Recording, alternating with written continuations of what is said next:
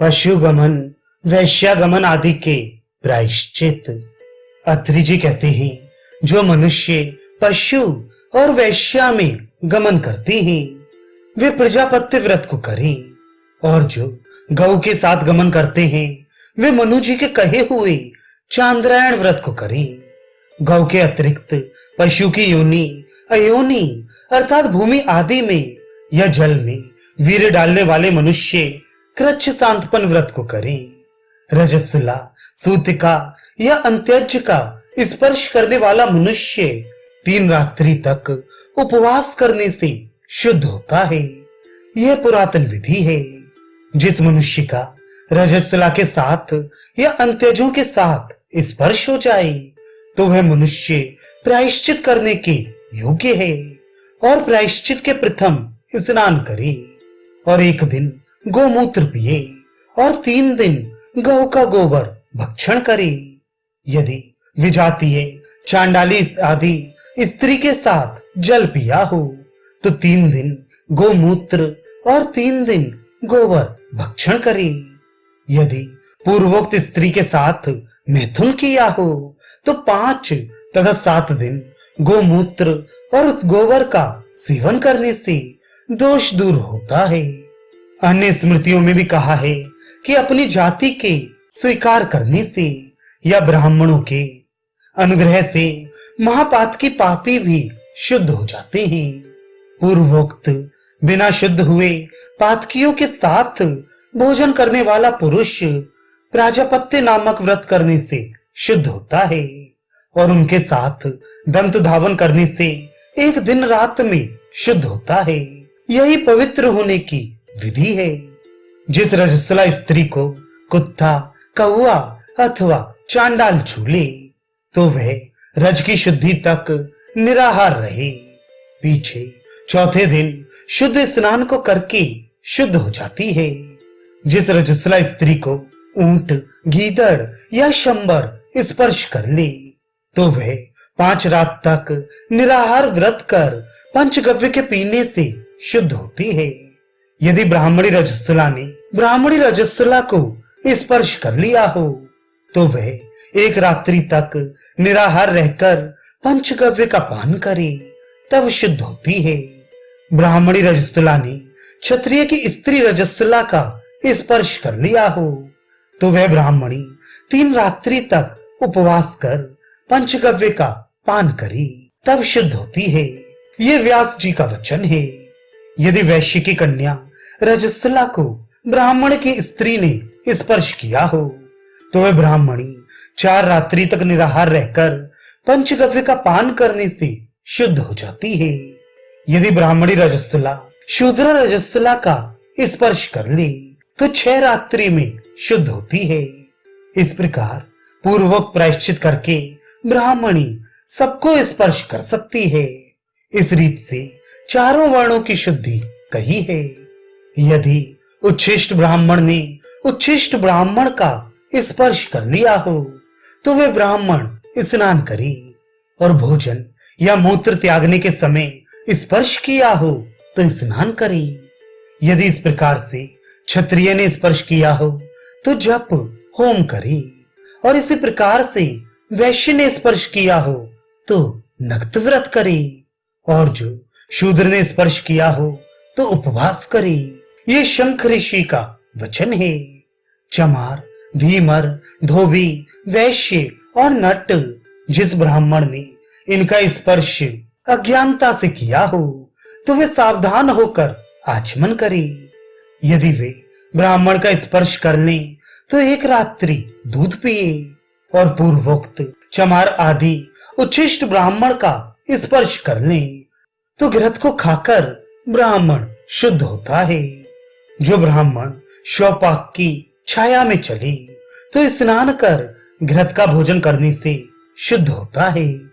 जो ब्राह्मण कलंकित हो वे वन में जाकर ब्रह्म हत्या का प्रायश्चित करे और 1 महीने तक उपवास करे या चांद्रायण व्रत को करे, या ये झूठा ही दोष लगा हो तो भ्रूण हत्या का व्रत करे और 12 दिन तक केवल जल ही को पीकर पराक व्रत का अनुष्ठान करे, तब शुद्ध होता है। मूर्ख ब्राह्मण को मारकर शूद्र की हत्या का प्रायश्चित करे और गुणी निर्गुण को मारकर पराक व्रत का अनुष्ठान करे। जिसको उपपातक लगा हो, यदि वह मनुष्य मर जाए तो उसका संस्कार करने वाला 2 प्रजापत्य को करे। स्नेह सहित पदार्थ को भोजन करते समय ब्राह्मण को कदाचित कोई छू ले तो 3 रात्रि तक नक्त व्रत करे अथवा रूखा भोजन करे। बिल्ली, कौआ, कुत्ता और न्योले के उच्छिष्ट को, केश और कीटयुक्त द्रव्य को भोजन करने से तेज को बढ़ाने वाली ब्राह्मी औषधि का कात बनाकर पान करे। ऊंट गाड़ी पर या गधे की सवारी पर बैठकर ब्राह्मण स्नान कर प्राणायाम करे तब शुद्ध होता है।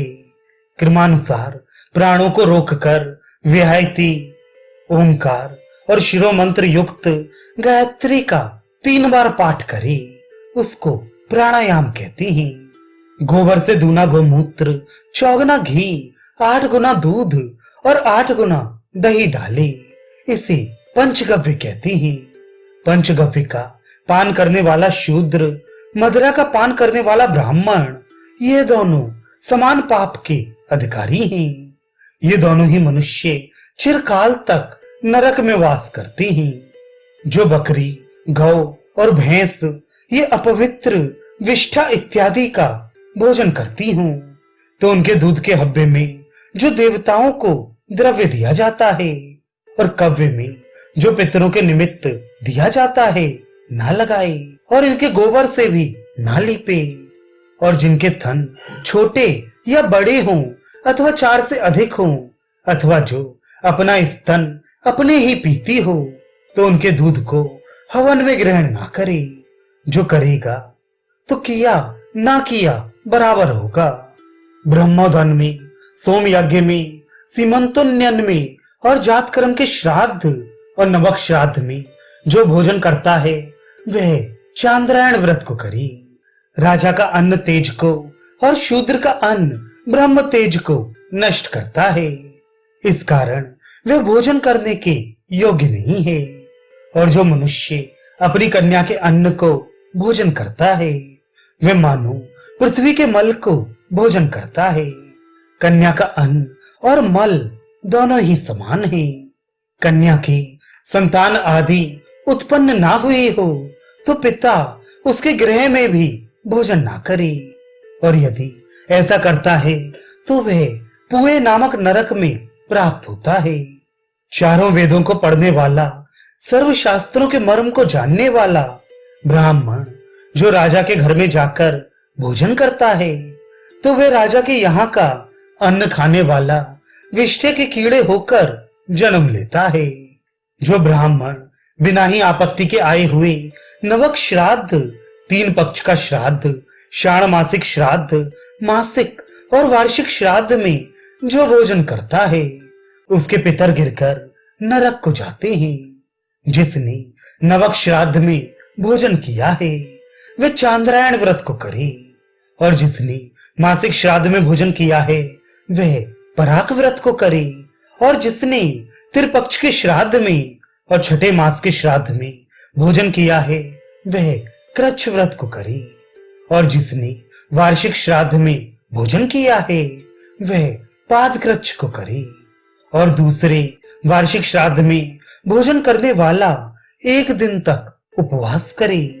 जो ब्राह्मण ब्रह्मचर्य को ना करके महीने के श्राद्ध में, पर्व, पूर्णमासी आदि में, द्वादशा श्राद्ध में, विपक्ष श्राद्ध में और वार्षिक श्राद्ध में जो श्रेष्ठ ब्राह्मण भोजन करता है उसके पितर ब्रह्मलोक में जाकर भी पतित होते हैं, वहां से गिरकर नरक को जाते हैं। जिसके घर में, पक्ष में अथवा महीने में जो ब्राह्मण भोजन ना करते हों तो उस दुष्ट चित्त के अन्न को खाकर ब्राह्मण चांद्रायण व्रत को करे। मृतक के 11वें दिन भोजन करके, अहोरात्र और अस्थि संचय के दिन भोजन करके, 3 दिन विधि पूर्वक उपवास करके ब्राह्मण बैठे और गृहस्थ से हवन करे। जो घर वेद की ध्वनि से पवित्र नहीं, जो घर गौ से शोभायमान नहीं है और जो घर बालकों से परिपूरित नहीं है, वह घर शमशान के समान है। हास्य के समय में भी बहुत से मनुष्य धर्म के विरुद्ध कहते हैं, तो धर्म शास्त्र के बिना ही ये धर्म पवित्र माना गया है। जो मनुष्य अज्ञानता से हीन वर्ण को, अपनी से अधम जाति को अभिवादन करता है, तो वह मनुष्य स्नान कर घृत का भोजन करने से शुद्ध हो जाता है। जो मनुष्य स्नान के योग्य हो और वह बिना ही स्नान किए यदि भोजन कर ले या जलपान कर ले, तो वह स्नान करके एकाग्र चित्त से 8000 गायत्री का जप करे। जो मनुष्य उंगली से दातून करता है और जो केवल लवण का भोजन करता है, जो मिट्टी का भोजन करता है, यह गो मांस भक्षण के समान है। दिन में कैद की छाया का निवास, रात्रि में दही का भोजन, शमी और कपास की लकड़ी की दातून करने से विष्णु की भी लक्ष्मी हर जाती है। सूप की पवन, नखों के अग्रभाग का जल, स्नान का वस्त्र, घट का जल, बुहारी की धूल, केशों का जल, यदि यह देव स्थान के हों और जो मनुष्य इनमें लौटता है, वह मानो गंगा जल में लौटता है। देव स्थान को छोड़कर अन्य स्थान की उड़ी हुई बुहारी की धूल और केशों का जल, इन दोनों का संसर्ग मनुष्यों के दिन में किए हुए पुण्यों का नाश करता है। बमई की मिट्टी, चूहों के भट्टे की मिट्टी, जलमे की मिट्टी, शमशान की मिट्टी, वृक्ष के जड़ में की मिट्टी, देवताओं के मंदिर की मिट्टी और जिसे बैलों ने खोदा हो, ऐसी मिट्टी, इन 7 स्थानों की मिट्टी को कल्याण की इच्छा करने वाला मनुष्य ग्रहण ना करे और पवित्र स्थान से कंकड़ और पत्थर जिसमें ना हो, ऐसी शुद्ध मिट्टी का ग्रहण करे। विष्ठा त्यागने के समय में, मैथुन में, मूत्र त्याग, होम और दातून के समय में, स्नान, भोजन और जप करने के समय में सदा मौन धारण करे। जो मनुष्य वर्ष पर्यंत प्रतिदिन मौन को धारण कर भोजन करता है, वह 1000 करोड़ युग तक स्वर्ग में वास करता है।